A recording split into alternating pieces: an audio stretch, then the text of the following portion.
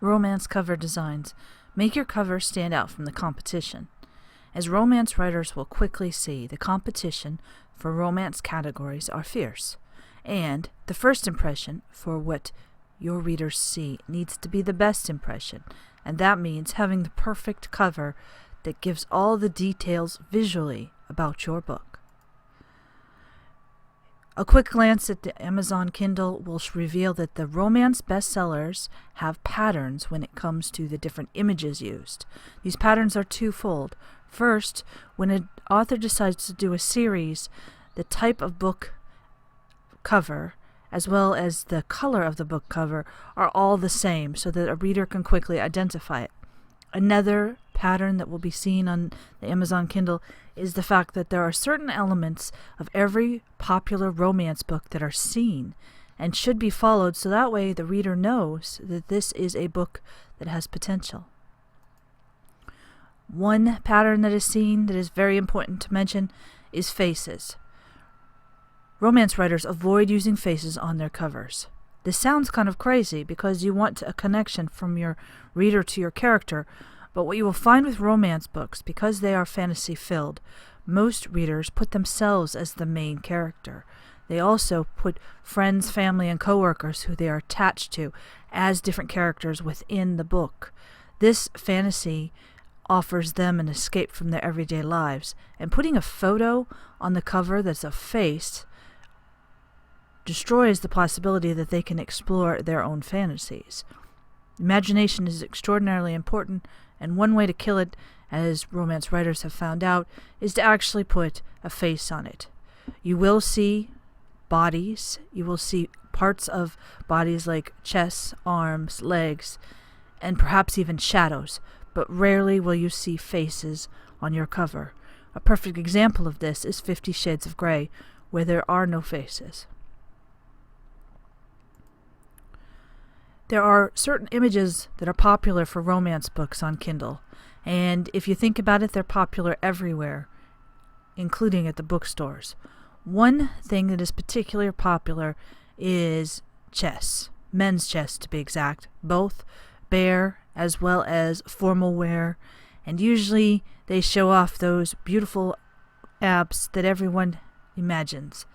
Another very popular element to the books is close-ups of clothing, in particular ties, watches, bow ties. I've seen socks. There are all sorts of different elements that people use. Now, these elements that are images do tie in to the book, and it's very interesting how they tie in, and some of the best-selling books on Kindle that are romances have this element.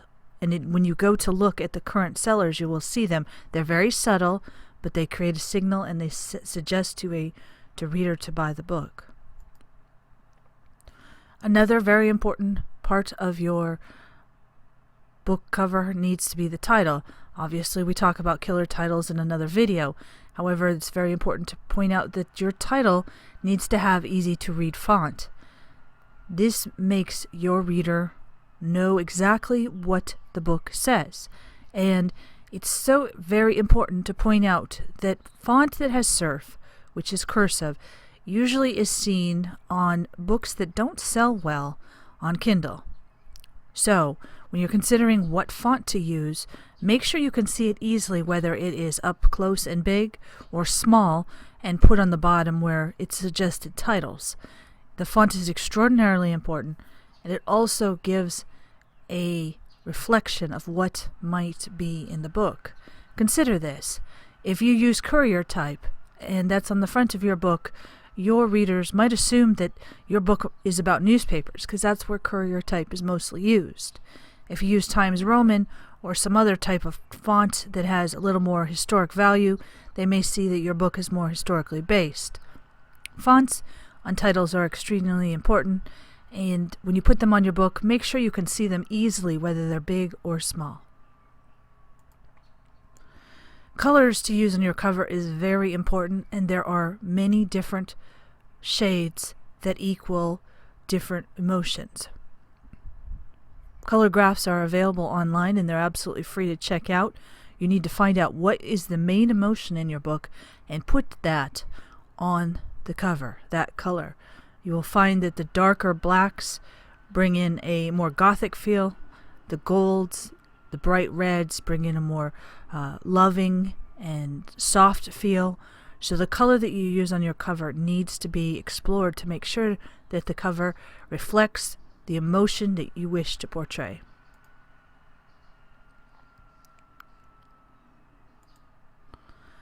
Before you actually post your cover and you consider all these elements that you need to put in it, it's very important to get feedback for your cover. This is one element of the book process that's very worthy of taking time to ask other people. When you write your story, you're looking to share your words with other folks. But when you're presenting your cover to the world, you want to make sure it gets across certain things. That's why you should get feedback. How do you get feedback? Well, there's several ways you can do it. One is you can get feedback from friends and family. That's free and there's no strings to it. However, if you're looking for someone in the romance business, you could also ask people in the different Facebook Kindle groups. You could post the cover and people could take a look at it. And you could also interact with perhaps a buddy that's a writer as well, and they could give you feedback. The only problem with doing public feedback is that not only do you post your image there for it to be picked apart, you also allow other people the opportunity to perhaps steal it. Keep in mind that anything that's posted online, even though it might be copyrighted and even though it may be something that you're working on, could be exploited and a derivative could be put somewhere else for a different book. So be very careful who you ask for feedback.